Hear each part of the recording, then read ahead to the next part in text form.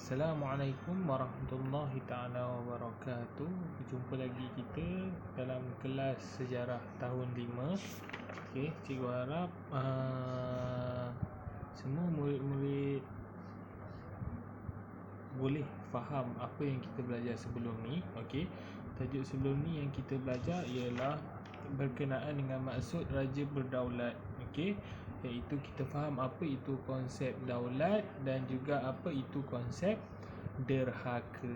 Okey, hari ni kita nak masuk sedikit perubahan pada institusi raja, okey, di Malaysia. Okey, apa yang berubah dahulu dan kini.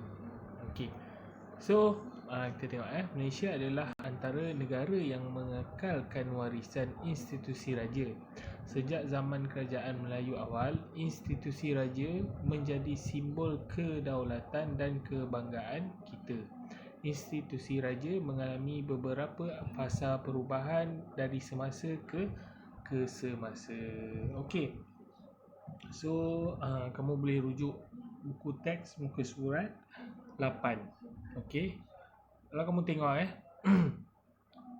pada institusi raja pada zaman kerajaan Melayu awal, kamu boleh tengok.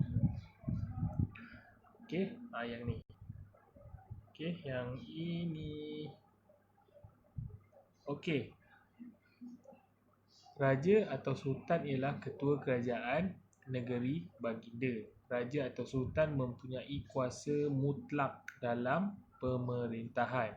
Segala dasar berkaitan dengan pentadbiran, perundangan, kehakiman dan hubungan diplomatik ditentukan oleh raja ataupun sultan. Raja atau sultan dibantu para pembesar untuk mentadbir kerajaan. Okey, dekat sini maksudnya institusi raja pada zaman awal kerajaan Melayu sangat-sangatlah berkuasa. Raja mempunyai kuasa yang mutlak. Maksudnya kuasa raja ni tidak ditandingi oleh mana-mana kuasa lain, pembesar ke, ataupun tidak terbatas kuasanya. Okey, tidak tertakluk kepada undang-undang. Raja boleh melakukan apa sahaja. Itu pada zaman awal kerajaan Melayu. Okey, kemudian kita tengok yang kedua pula. Okey, kita tengok yang kedua. Yang ini. Okey, institusi raja pada zaman penjajahan British. Okey, ketika zaman British menjajah tanah Melayu, okey, raja atau sultan dikekalkan sebagai ketua negeri. Masih lagi dikekalkan. Okey, raja atau sultan tidak mempunyai kuasa mutlak dalam pemerintahan. Dekat sini kita boleh tengok perbezaan dia. Raja dah kuasa dia agak kurang. Bukan kurang sedikit, banyak juga kurang. Okey, maksudnya kerajaan British dah campur tangan dalam urusan pentadbiran. Raja dah tak boleh nak mengarahkan sesuka hati dalam pentadbiran. Okey, raja atau sultan merupakan ketua agama Islam dan adat istiadat Melayu di setiap negeri. Okey, kemudian yang terakhir, penasihat British dilantik bagi setiap negeri untuk mengurus pentadbiran negara. Maksudnya raja hanya berkuasa kepada agama dan negeri, tetapi bukan semua. Sebabnya pentadbiran dia, dari segi pengurusan pentadbiran dia dibantu oleh penasihat British. Penasihat British, tapi dari sudut agama Islam, raja masih lagi berkuasa. Okey, so kita tengok pula. Okey, kita tengok pula fasa yang ketiga. Okey, fasa yang ketiga. Yang ini. Okey, fasa yang ketiga yang ini. Okey, institusi raja pada zaman pendudukan Jepun. Okey, raja atau sultan dikekalkan sebagai ketua negeri. Raja atau sultan tidak mempunyai kuasa mutlak dalam pemerintahan. Raja atau sultan hanya merupakan ketua agama Islam dan adat istiadat Melayu di negeri masing-masing. Okey, Gubernur Jepun menguruskan pentadbiran negeri-negeri Melayu. Okey, berbeza apa perbezaan dengan ketika zaman penjajahan British? Okey, dekat sini maksudnya tiada perbezaan yang ketara. Masih lagi sama, cumanya kalau kita tengok terma yang digunakan, kalau zaman British, zaman kerajaan British ada penasihat, okey, untuk menguruskan pentadbiran negeri. Tetapi ketika pendudukan Jepun, okey, Gubernur Jepun yang menguruskan, dia bukan menasihati lagi, tapi Gubernur Jepun terus menguruskan negeri-negeri Melayu. Maka dekat sini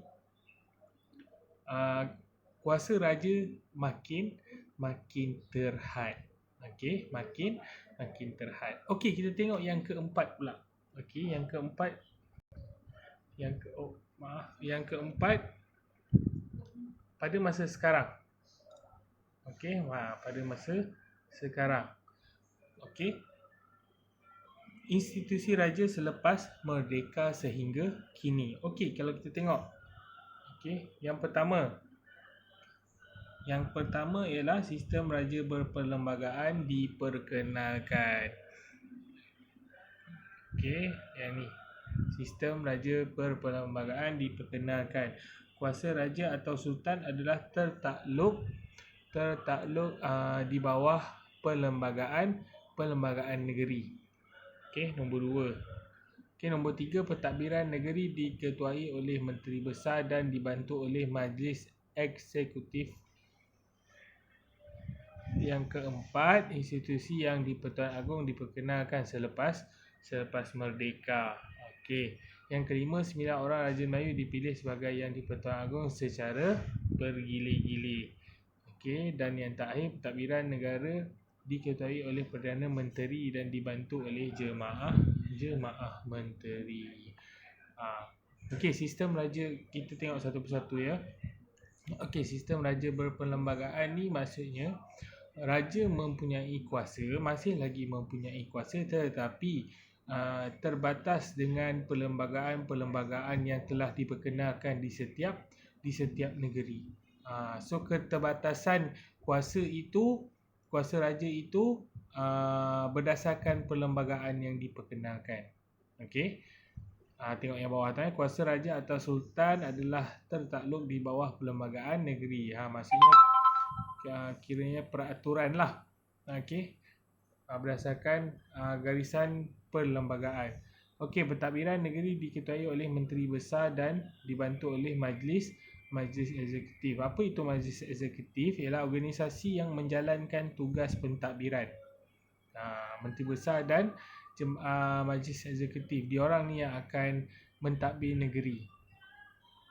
Okey, seterusnya institusi yang di-Pertuan Agong diperkenalkan. Okey, sama macam sebelum ni, cikgu pernah cerita, Agong yang pertama adalah berasal daripada negeri Sembilan. Kemudian dia akan bertukar setiap 5 tahun, dia akan bertukar mengikut negeri. Okey, ini akan dibincangkan oleh Majlis Raja-Raja. Dia akan undi, undilah siapa yang akan naik yang di-Pertuan Agong. Okey. Kalau sekarang ni yang di-Pertuan Agong berasal daripada negeri Pahang, dan kemungkinan selepas Pahang ada 2 lagi negeri yang belum lagi menunggu giliran, iaitu Johor dan juga Perak. Okey. Okey, seterusnya institusi yang di-Pertuan Agong diperkenalkan selepas mereka. 9 orang Raja Melayu dipilih sebagai yang di-Pertuan Agong secara bergilir. Ini yang cikgu cakap tadi. Okey, diorang bergilir-gilir. Hanya Raja dan Sultan sahaja. Yang di-Pertuan Besar tidak dalam giliran untuk menjadi Agong. Okey, Raja, Sultan dan yang di-Pertuan Besar Negeri Sembilan. Kalau yang di-Pertua negeri, contohnya negeri yang menggunakan yang di-Pertua negeri ni apa? Okey, Pulau Pinang, Melaka, Sabah dan juga Sarawak. So negeri ini tidak berpeluang untuk menjadi Agong. Sebab yang di-Pertua sendiri dilantik oleh yang di-Pertuan Agong. Okey, yang di-Pertuan Agong atas nasihat Menteri Besar setiap negeri. Okey. Okey. Itu kalau kamu tengok antara perubahan-perubahan pada institusi raja. Kalau kamu tengok secara ringkas ni, dahulu raja kuasanya sangat mutlak. Raja boleh buat apa-apa saja dan tidak dibatasi oleh undang-undang. Okey, tidak dibatasi oleh undang-undang. Tapi zaman sekarang ni raja kita dinamakan raja berperlembagaan. Maksudnya raja bukan terpaksa, raja ikut perlembagaan setiap negeri dan juga perlembagaan negara. Okey, kalau yang di-Pertuan Agong dia ikut perlembagaan negara. Okey, institusi raja di dunia. Okey, negara kita bukan satu-satu sahaja ya. Negara yang mengamalkan raja ni, banyak lagi negara yang mengamalkan sistem beraja ni. Okey, kalau kita tengok ni, ada 43 buah negara di dunia termasuk Malaysia yang masih mengamalkan institusi raja. Kalau kamu tengok bendera, ini bendera raja. Okey, ini United Kingdom. Ini bendera Ratu Denmark.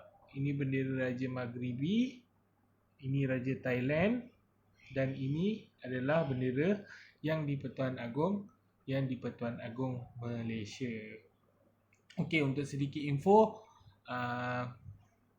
banyak lagi yang contoh Arab Saudi juga menggunakan raja. Negara jiran kita Brunei juga menggunakan raja. Okey, di antara 43 buah negara yang beraja, raja-raja ni lah. Kalau kamu nak tahu raja ataupun kerabat raja yang paling kaya sekali di dunia berasal daripada mana? Berasal daripada mana?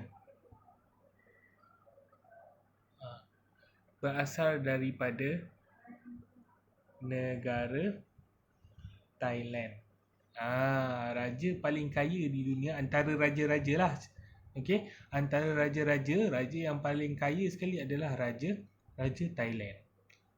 Kemudian diikuti oleh raja Brunei, Arab Saudi, Maghribi. Okey, maksudnya England, Queen Elizabeth tidak tersenarai antara 5 top 5 raja paling kaya di dunia. Okey, sebarang pertanyaan. Jika ada apa-apa masalah yang kamu tidak faham tentang perubahan pada institusi raja, kamu boleh terus PM cikgu, tapi ingat nyatakan nama dan juga kelas. Okey, selamat belajar dan selamat didoakan kita dapat berjumpa tidak lama lagi dalam secara fizikal di kelas. Assalamualaikum warahmatullahi taala wabarakatuh.